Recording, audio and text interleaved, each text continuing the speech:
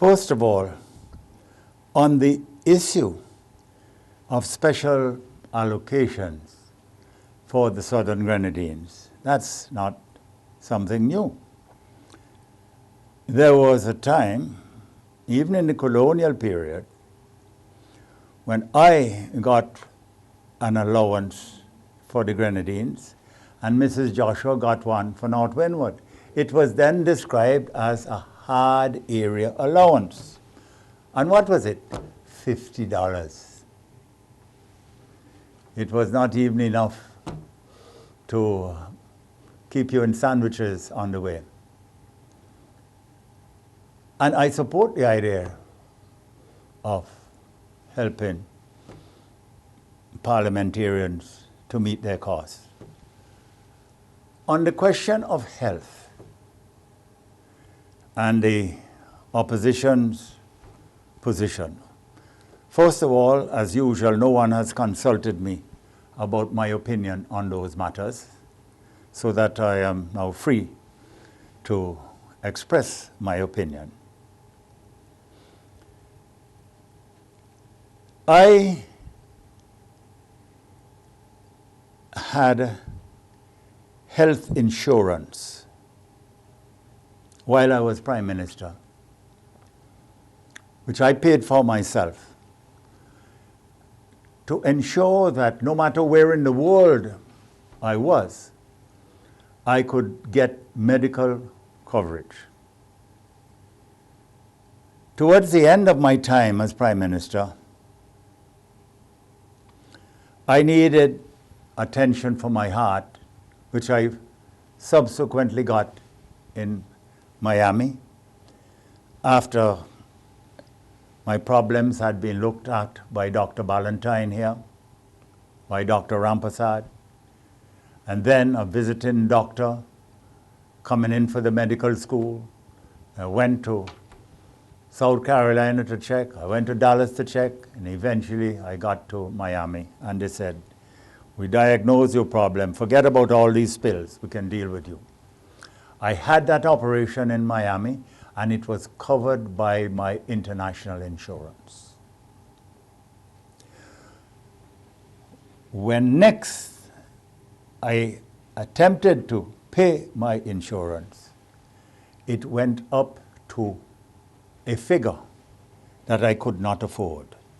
The insurance then went up to $1,200 a month, with notice that it might have to go up to $12,000 US a month, or $1,200 US a month. I couldn't afford it. When I was Prime Minister and a Member of Parliament, I served for 35 years. And to me, I really served for 70 years because I worked a 15-hour day, round the clock, all the time. When I had to have my operation for my knees in Denmark, and I'm retired with getting my pension from government, which is highly taxed. Literally, I have to give back in taxation a month and a half pension as tax. It has just been amended slightly, but I still have to pay income tax on my pension. I cannot afford another heart operation. I cannot afford the other operations that I may be required to have. I wonder if anybody is going to say that I do not deserve assistance with my medical bills. Do I have to rely on my businesses and the sale of land to keep me alive? And what about my other colleagues, like Jerry Scott, who has a heart condition? The point is, the public is very anxious to get good service. Well, how are you going to put in place the systems that will attract good people to represent the country, to represent the poor and the rich and everybody. If you do not have a framework that makes parliamentary life attractive, it does not mean that we should not pay attention to the health issues in St. Vincent. I'm 100% behind that. As a matter of fact, everybody knows. Up to the time I left government, the Milton Cato Memorial Hospital was well accredited and servicing well. All that is required is that our hospital be kept in great condition for everybody.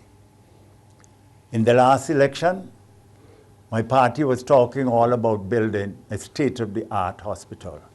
I did not support that because I asked them, where would you get the money to build a state-of-the-art hospital?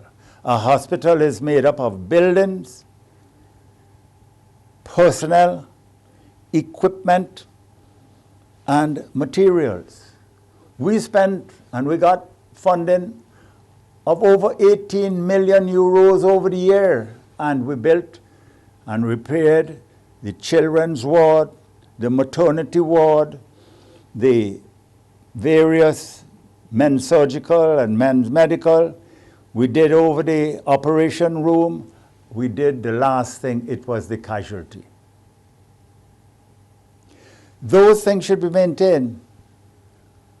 The focus I think we must do in the future, present or future for the hospital, is to buy those buildings between the gas station and the cemetery, build a new facility there. You can go up there 3 or 4 stories with proper parking, and let it be a fee-paying hospital and have quality service there where people don't have to go overseas, and where the quality service will be there to assist the rest of the hospital and to assist the poor. I think that we have to look at the quality of government that we need to attract. That is my position. And if the government, in its conscience,